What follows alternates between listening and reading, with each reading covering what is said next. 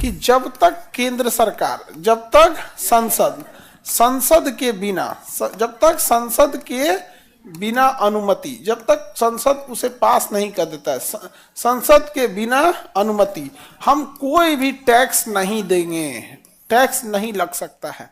संसद के अनुमति के बिना टैक्स नहीं लग सकता है। अब ऐसा संसद में क्या है कि संसद बोल देगा तो टैक्स लग जाएगा, संसद कहेगा नहीं तो टैक्स नहीं लगेगा। जब तक संसद पास नहीं, जीएसटी संसद से पास हुआ था। इनकम टैक्स अगर बढ़ाना होगा ना तो देखिएगा वित्त मंत्री आएंगी और फरवरी में कहेंगी कल से 90% टैक्स लगेगा, अब 18% जीएसटी अलग से। तो संसद में ही ऐसा क्या चीज है कि वहां से जो बोला जाता है और वो चीजें लागू हो जाती हैं, क्योंकि संसद में पूरे देश के प्रतिनिधि बैठे होते हैं। आपके जिला का प्रतिनिधि सांसद बन के गया है। आप एक सांसद को जो नॉर्मल नेता समझते हैं ना, वो सांसद को आपने वोट देके ये अधिकार दिया है कि मेरे बदले डिसीजन तुम लेना। तो आपका प्रतिनिधि जब पास कर देगा तो हो गया संसद से। 18% जीएसटी है आपके पढ़ाई लिखाई पर। पहले जीएसटी किताबों पे नहीं था, लेकिन बेटी बचाओ बेटी पढ़ाओ योजना के तहत 5% जीएसटी फिर लगा दिया गया, ताकि आप लोग सब पढ़ेगा इंडिया तभी तो बढ़ेगा इंडिया। तो पढ़ेगा इंडिया तथा बढ़ेगा इंडिया योजना के तहत जहां पर टैक्स किताबों पे 0 था, कितना कर दिया गया? 5% कर दिया गया यहाँ पे। तो हम लोग के लिए कितना हमारी वित्त मंत्री सोचती हैं? नहीं। तो इस योजना के तहत हमारे ऊपर क्या लगा दिया गया? टैक्स लगा दिया गया। हाईएस्ट इनकम टैक्स है हम लोग के ऊपर, एजुकेशन के ऊपर हाईएस्ट इनकम टैक्स पूरी दुनिया में। ऐसा नहीं है कि केवल भारत में टैक्स लिया जाता है, कमोबेश इतना ही टैक्स जापान में लिया जाता है, इतना ही टैक्स फ्रांस में लिया जाता है, इतना ही टैक्स इंग्लैंड में लिया जाता है। बट अंतर क्या है? वो लोग इतना टैक्स लेते हैं तो वो अपनी जनता को bullet train, free education, world class university, Oxford और कैम्ब्रिज जैसे यूनिवर्सिटी, हम लोग के यहाँ उतना ही टैक्स लिया जाता है। मगध यूनिवर्सिटी, जेपी यूनिवर्सिटी, इससे जुड़ा यूनिवर्सिटी है सब। हाँ, तो अंतर बस यही आता है कि टैक्स ये नहीं कह रहे हैं कि दुनिया में और कहीं नहीं लिए जाते हैं, टैक्स लिए जाते हैं, बट उसके बाद जो दिया जाता है वो हमारे यहाँ किसी काम का नहीं रहता है। अभी एक बच्चा मिला था हमको, उसका रिजल्ट हुआ था, तो कौन सा जॉब में हुआ था, अच्छे पोस्ट पे हुआ। तो हम उससे पूछे बीपीएससी का एग्जाम दिए थे ना बाबू, कैसा हुआ? कहा सर ट्रेनें लेट हो गई थी। सोचिए, एग्जाम में आपका 10 बजे तक एंट्री था, जो ट्रेन उसने पकड़ा था आने के लिए वो सुबह 6 बजे ड्रॉप कर रही थी, सुबह 6 बजे ड्रॉप करी थी, 4 घंटा का मार्जिन लिया था, 1:30 की 1 बजे ड्रॉप की ट्रेन, एग्जाम छूट गया। जापान और इंडिया का टैक्स सिस्टम सेम है, बट फैसिलिटीज चौपट है। यहाँ पे हमारे यहाँ टैक्स लिया जाएगा जापान के कैटेगरी का, सुविधा दिया जाएगा श्रीलंका टाइप का। 265 समझ में आ गया? 266 जो है ये हमारा संचित निधि है। क्या है बाबू? संचित निधि। संचित निधि, संचित निधि, निधि मतलब होता है धन, निधि लड़की नहीं, संचित निधि मतलब धन, धन समझ में आ गया? Consolidated fund of India, consolidated fund मतलब संचित निधि। देश का सारा पैसा क्या कहलाता है? संचित निधि, संचित निधि।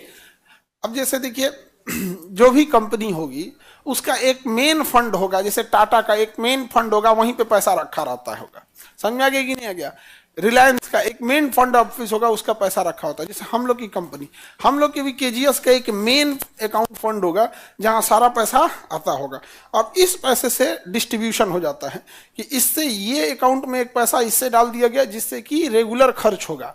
समझा गया? बेंच कुर्सी ये सब टूट गया, इसको इसी में से एक फंड बना दिया जाएगा जिसमें सैलरी जाएगी। उसी में से एक फंड बना देगा आदमी जिसमें आगे नया एक्विजिशन का काम होगा, कहीं मान के चलिए गुवाहाटी सेंटर बनाना ही है, लेकिन मेन फंड यही है। यहाँ से वो इसलिए बना दिया जाता है ताकि ये वाला सिक्योर रहे।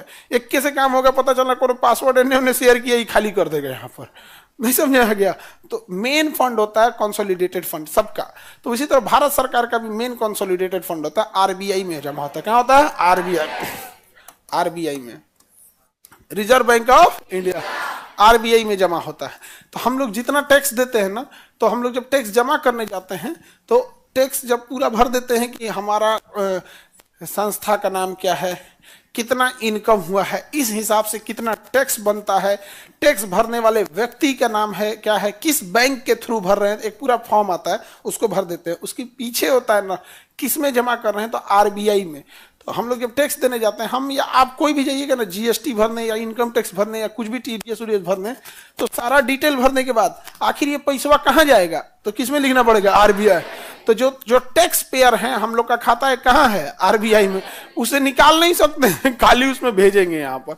तो पूरी इंडिया वाले अपना टैक्स कलेक्ट करके पैसा कहाँ भेज रहे हैं, कहाँ भेज दे रहे हैं बहू, आरबीआई में। जा भैया आरबीआई में। अब वही पैसा किसके पास चल जाता है, भारत सरकार के पास। भारत सरकार का जितना धन है वो किसमें है, कंसोलिडेटेड फंड या संचित निधि में। आइए संचित निधि कहाँ है, आरबीआई। राज्य सरकार का भी संचित निधि कहाँ है, आरबीआई। सबका कहाँ पे, आरबीआई। आरबीआई किसी पब्लिक का खाता खोलेगा, हम लोग का खोल देगा खाता, भगा देगा हम खाली ले तो पैसा देता हूँ ना कोई गाँव पैसा जमा करना है, जमा कर दे चाहिएगा निकालने का, भागे ऐसे था। नेता खुदे बदनाम है, तुम हमको पहचाना कहाँ है हमको नेता तो ऐसे बदनाम है, असली खतरनाक तो हम है।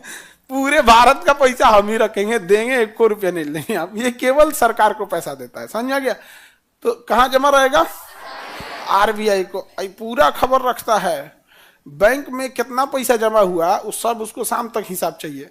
मतलब आपके गांव में कोई छोटा ब्रांच है ना, वो भी अपना रिपोर्ट कहाँ भेजेगा कि आज हमारे पास इतना पैसा जमा हुआ, इतना पैसा निकाला गया, अतः टोटल आज का हिसाब प्लस में गया या माइनस में गया। मान के चलिए 100 रुपया जमा हुआ, 150 निकाल लिया, तो माइनस में गया वो। हर ब्रांच का, हर बैंक का उसको शाम बंद होने से पहले रिपोर्ट चाहिए आरबीआई को। कहा गया बर्बाद कर देंगे हम तुमको यहाँ से, जो हमारा रिपोर्ट नहीं देगा अगले दिन मार देंगे ताला हम यहाँ पर। बर्बाद करने में तो हम माहिर है, पेटीएम को देखे डुबा दिए